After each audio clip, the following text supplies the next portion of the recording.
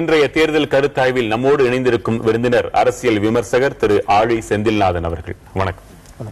இன்றைய நமது கேள்வி, தொழிலாளர் நலனுக்கு முக்கியத்துவம் கொடுக்கும் கட்சி எது? மண்டல வாரியாக முடிவுகளை திரையில் பார்க்கிறோம்.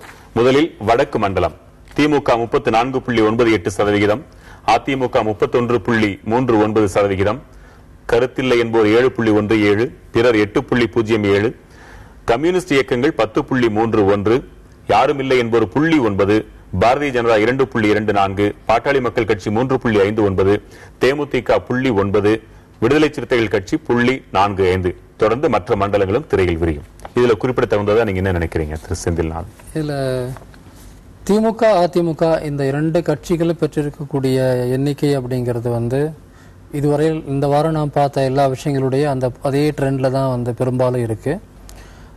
விவசாயிகள், தொழிலாளர்கள், நம்ம 2 நாளைக்கு முன்னாடி விவசாயிகள், இன்னைக்கு தொழிலாளர்கள் அப்படின்னு எடுத்து பார்க்கும்போது இந்த 2 பெரிய உழைக்கும் வர்க்கம் தொடர்பான விஷயங்கள்ல 2 பெரிய கழகங்களுக்கு 2 சேர்த்து பார்த்தீங்கன்னா உங்களுக்கு ஒரு 60%, 55% 60% விழுந்திருக்கு. அது நான் முன்னாடியே சொன்னதை போல அது ஒரு தேர்தல் நேரத்தினுடைய ஒரு ஸ்டாண்டர்டான நிலைப்பாடாக இருக்கலாம் அப்படின்னு தான் நான் நினைக்கிறேன்.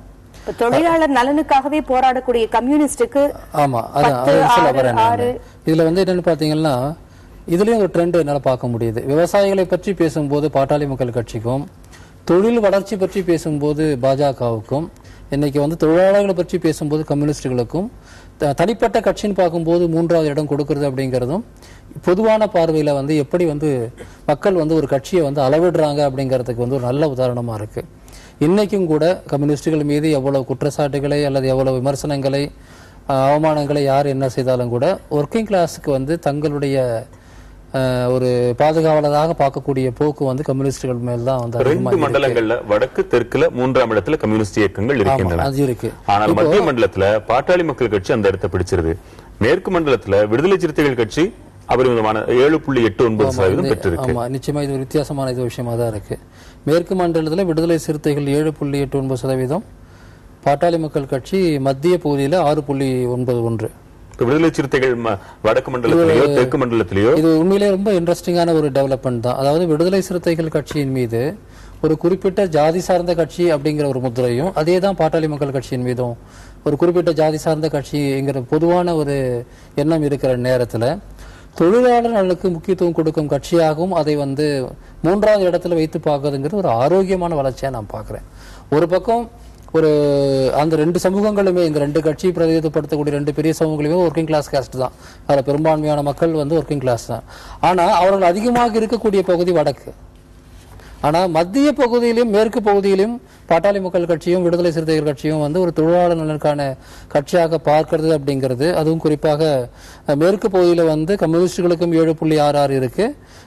இங்க மத்திய பகுதியிலையும் கம்யூனிஸ்டுகளுக்கு 6.68, பாட்டாளி மக்கள் கட்சிக்கு 6.91 சொல்லும் போது ரொம்ப இன்ட்ரெஸ்டிங்கான ஒரு டேலியா தான் அது எனக்கு தெரியுது. வயது வாரியான முடிவுகள் அடுத்து நம்ம பார்க்கலாம்.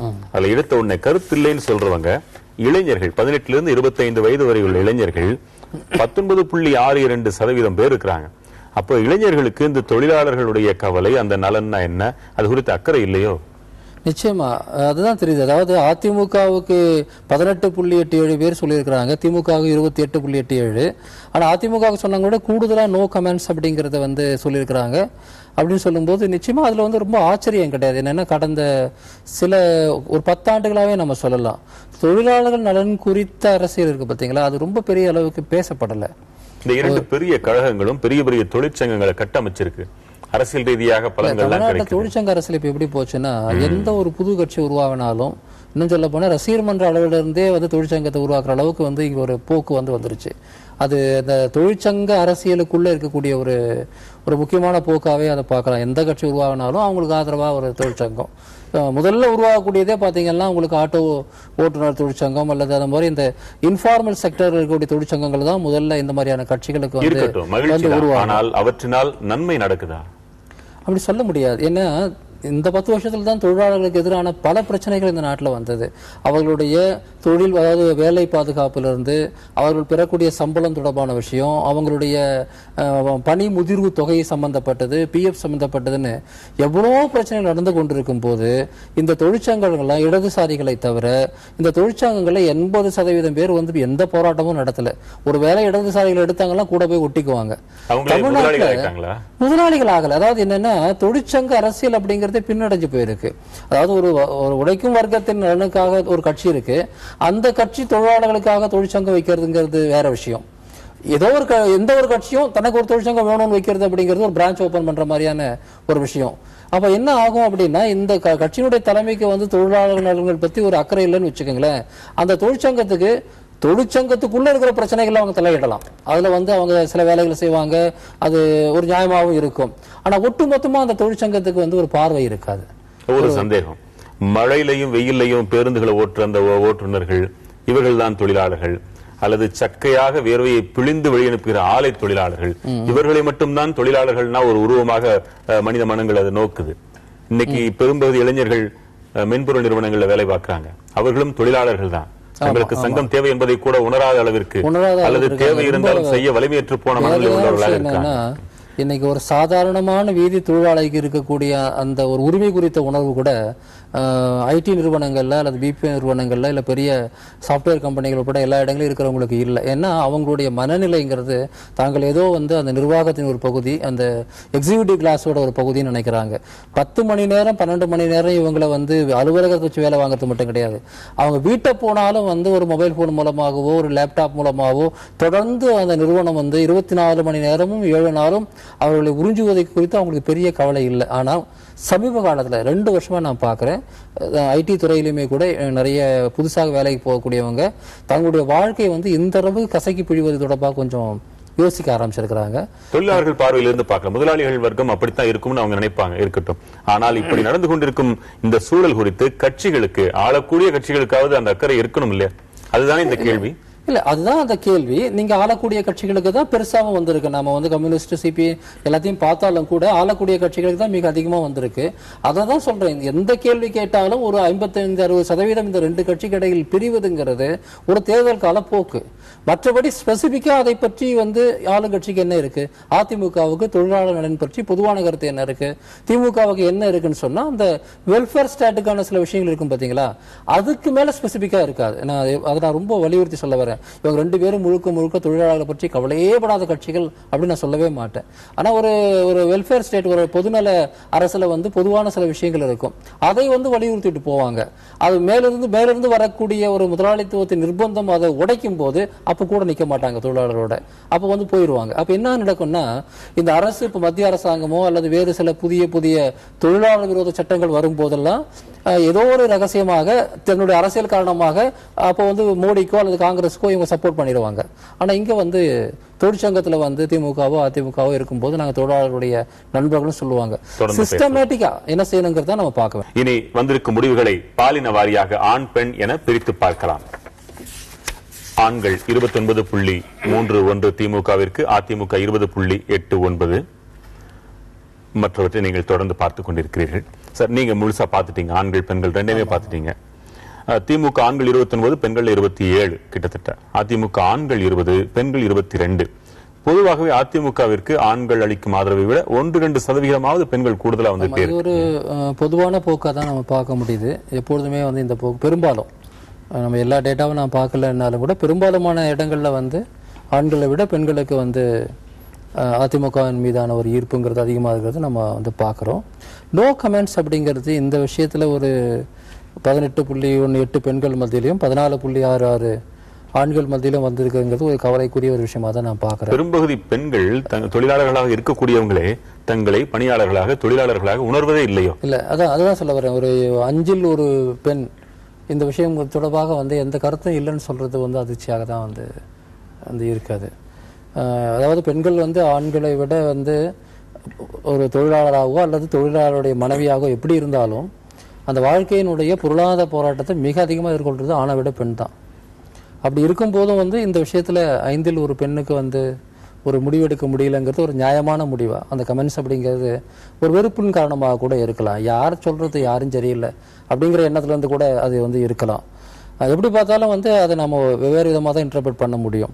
யாரும் அதர்ஸ் அப்படிங்கிறது வந்து இன்னும் அதிகம் பெருசாக இல்லை, 8.52 தான் இருக்கு. அப்போ என்னன்னா மற்ற கட்சிகளை பொறுத்தவரையில அவங்க பொருட்படுத்த தயாராக இல்லை. இந்த கட்சிகளால ஒன்றும் இல்லை, இப்போதைக்கு இந்த கட்சிகள் அவங்கள ஆளலை, அதனால ஆளக்கூடிய கட்சிகளை பத்தி மட்டும்தான் அவங்க கமெண்ட் சொல்லணும்.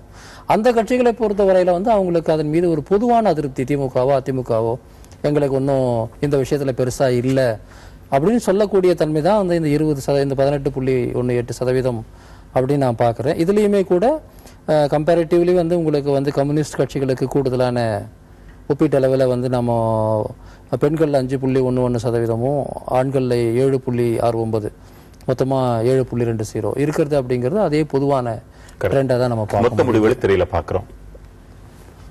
இப்ப யாரும் இல்லை என்று சொல்லக்கூடியவர்கள் 4.78% இருக்கிறாங்க. அதாவது கிட்டத்தட்ட 5%.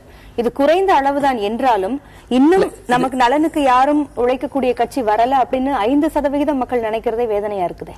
வேதனையா இருக்கு. நீங்க இன்னொன்னு பார்க்கணும். அதாவது வந்து யாரும் இல்லைன்னு சொல்றதும் நோ கமெண்ட்ஸ் அப்படிங்கிறதும் பல சமயம் ஒன்னோட ஒன்று இணைந்து போகக்கூடிய ஒரு விஷயம். அது எப்படி அவங்க புரிஞ்சுக்கிட்டு சொல்றாங்கன்றது நம்ம அந்த வார்த்தைகளை வச்சு கண்டுபிடிக்க முடியாது.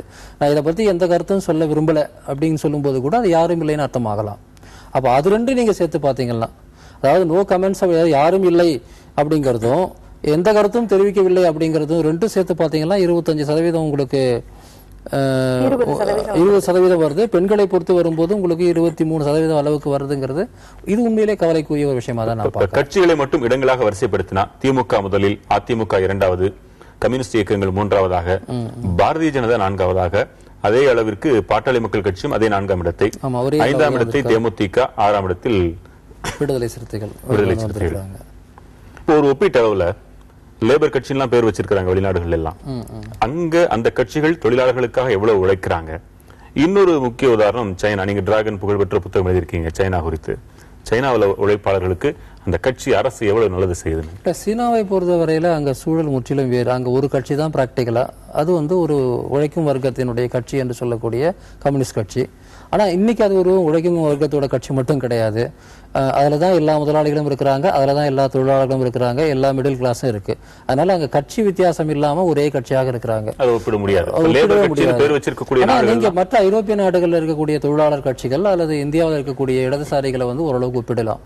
இந்தியாவில் கம்யூனிஸ்ட் கட்சின்னு சொன்னாலும் கூட பிராக்டிகலா அவங்களுடைய அரசியல் நிலைப்பாடுங்கிறது ஒரு லேபர் பார்ட்டி போலதான். அதாவது இவங்க தங்கள் தொழிலாளர் கட்சி வேற, கம்யூனிஸ்ட் கட்சி வேறன்னு பிரிச்சு பார்க்கறது ஐரோப்பாவில் தேவைப்படலாம். அங்க கம்யூனிஸ்ட் கட்சி, சமூக ஜனநாயக கட்சி, தொழிலாளர் கட்சின்னு பிரிச்சு பார்க்கறதுக்கு ஒரு நீண்ட கால அரசியல் பாரம்பரியம் இருக்கு, ஒரு சின்ன சின்ன வித்தியாசங்கள் இருக்கு. ஆனா இந்தியாவை பொறுத்த வரையில இது எல்லாமே ஆல் ரோல்டு இன்டு ஒன் அப்படின்ற மாதிரி தான். இங்க வந்து ஒரு இடதுசாரி கட்சி தான் கம்யூனிஸ்ட் கட்சி, அவங்க தான் தொழிலாளர் கட்சி, அவங்க தான் ஒரு சோசியல் டெமோக்ராட்டிக் பார்ட்டி, அவங்க தான் விவசாயிகள் கட்சி, அவங்க தான் வந்து நிரந்தர எதிர்கட்சியும் கூட. எல்லா விஷயங்கள்லையுமே வந்து மோதக்கூடிய கட்சி. இந்தியாவில் ஒரு லெப்டுக்கு வந்து ஏகப்பட்ட ரோல் வந்து இருக்கு. நம்ம வந்து எந்த விதத்திலையும் இந்தியாவோட சூழலை வந்து முழுமையாக எந்த நாட்டோட கம்பேர் பண்ண முடியாது. ஆனா என்ன ஒரு இதுல வந்து நான் சொல்லக்கூடிய தலைவர்கள் அங்க ஆளும் பொறுப்பை ஏற்றிருக்கிறாங்க. இந்த மாதிரியான வளர்முக சமூகங்கள்ல நான் ஒரு கம்யூனிஸ்ட் சொல்லிக்கிறதுக்கு நிறைய பேருக்கு பெருமையும் உண்டு. ஏன்னா அது அப்படி ஒரு டேக் அது. ஆனா ஒரு கம்யூனிஸ்டா இருக்கிறதுங்கிறது அவ்வளவு சுலபமான விஷயம் ஒன்றும் கிடையாது. ஒரு பொது உடைமைங்கிற கோட்பாடு எல்லாருக்கும் எல்லாம் வேணுங்கிற கோட்பாடு யாரும் எடுத்து பேச முடியாது இல்ல. அது அவ்வளவுதான் விஷயம். உங்கள் பங்களிப்புக்கு ரொம்ப நன்றி. ரொம்ப நன்றி.